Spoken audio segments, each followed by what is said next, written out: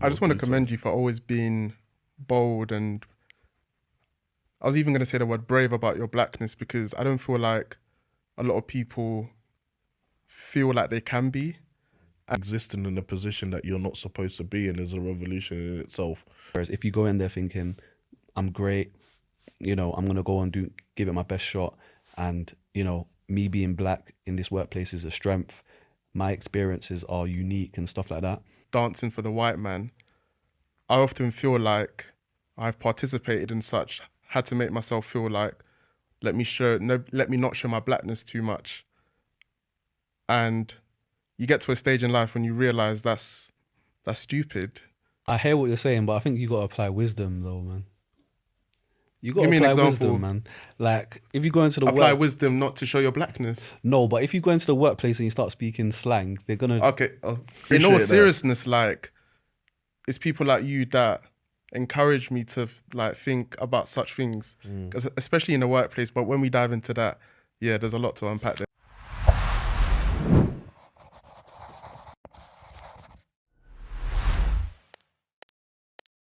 Identity, blackness, Africa, racism, all of that stuff. Do you feel like those things have an effect on individuals in attaining any sort of goals? 100%. 100%. That's an episode in itself. Yeah, no? like, so much is going on. Like, in the workplace, people won't get promotions because of their skin tone. Go into that a little bit more. Because for a lot of people that are listening, I'm sure it's something that they've heard a lot of times, but it's also not a lived experience. Yeah, like, for a I lot feel of like people. I've heard such stories, but I've never experienced it until my sister's friend experienced it, where both of them were going for a promotion. This person had shown more competence, more skill, and they were black, and they didn't get the role. Okay. And How did we come to the conclusion that they didn't get the role because they were black? Okay, and obviously, sorry, to provide more context, like, she felt like she had to work harder. She didn't feel like she really assimilated into the office, even though she was working super hard, but like, they didn't gel with her. But in terms of work output, amazing.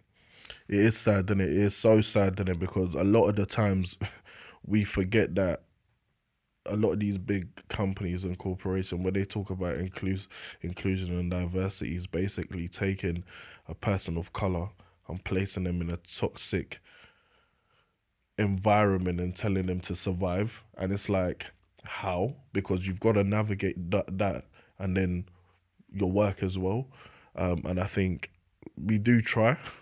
We do try a lot to not stick out as sore thumbs, but it's very difficult when you're the only one with your skin tone. Yeah. I think people can see it two ways, because some people see it as them being the only person of color is a strength rather than a weakness.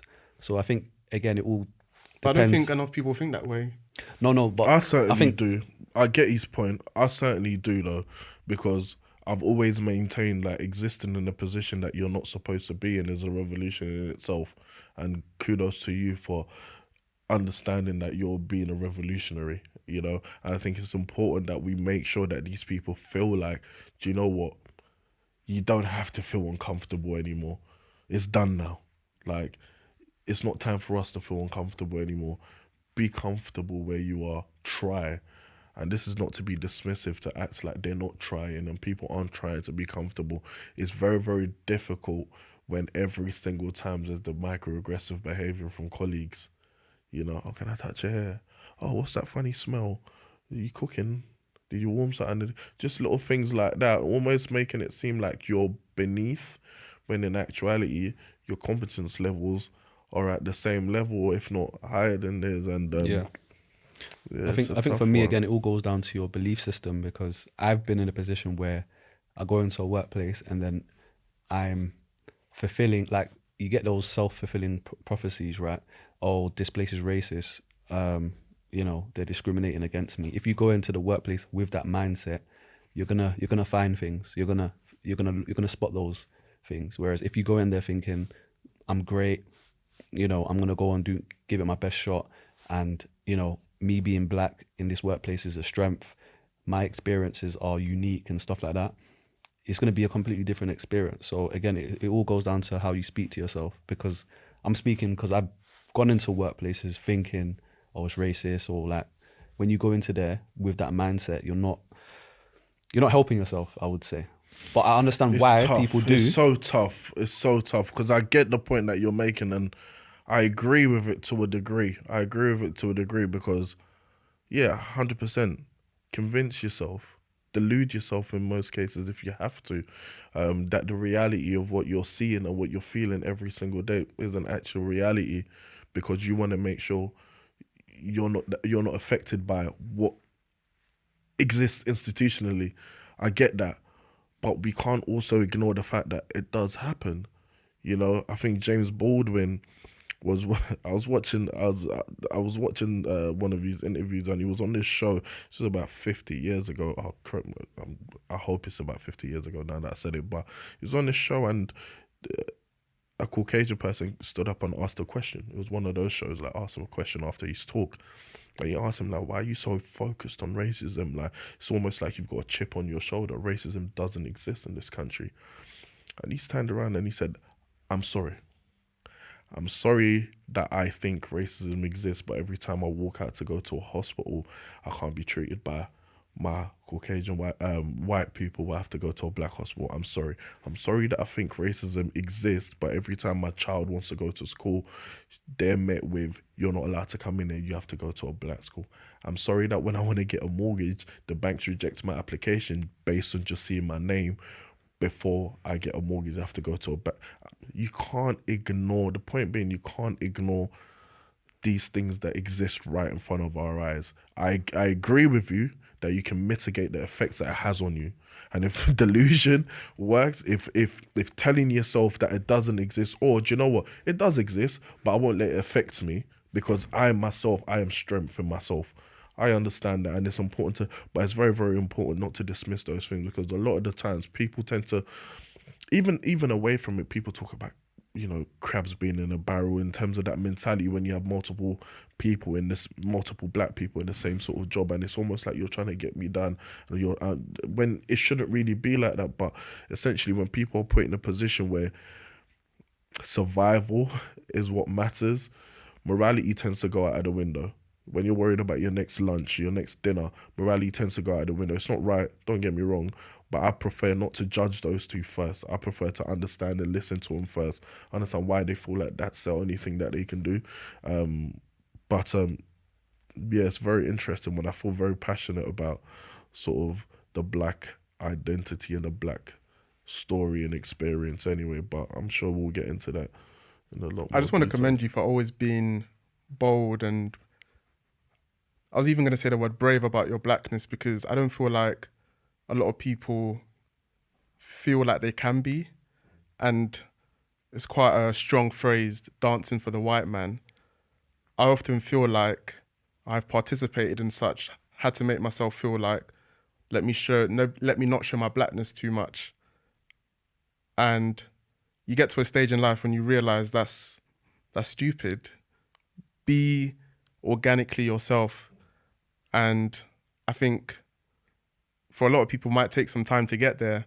And the workplace, man, there's so many things. I hear what you're saying, but I think you got to apply wisdom though, man. You got to Give me an apply example. wisdom, man.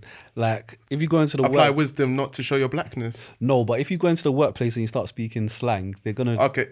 You know. Yeah, but he's speaking from a level where that's obviously a prerequisite. You're not going to go into a corporate environment and speak slang. Yeah, but it's deeper than But white that. people can go into the environment and speak how they speak.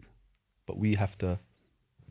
Then that's a deeper rooted problem that we're going to tackle on further episodes, because actually language is really important. Why do we feel like we speak that way? Why is some of our behaviours synonymous to the behaviours that we see in prisons, i.e. trousers hanging low, walking a certain way, shouting and speaking to each other a certain way and stuff like that? Why is that so synonymous to the prison system? We'll get into all of that, but I like that. Hold on to that thought. We're running out of time though. So I think it's been a class sort of relaunch. It's been a class way to sort of reintroduce ourselves. And yeah, definitely some of the conversations that we'll be having sort of over the next couple of weeks are going to be quite inspiring, and we're going to have some guests come over as well to share their gems as well. But for me, yeah, it's been lovely to be back. No, it's been a pleasure to, be welcomed. It's been a very warm welcome. I look forward to speaking with you guys, diving into, much important topics, speaking to some amazing guests. And yeah, getting into it.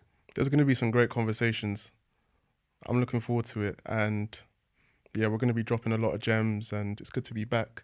It's good to see our faces. Everyone, make sure you like and subscribe. Very important.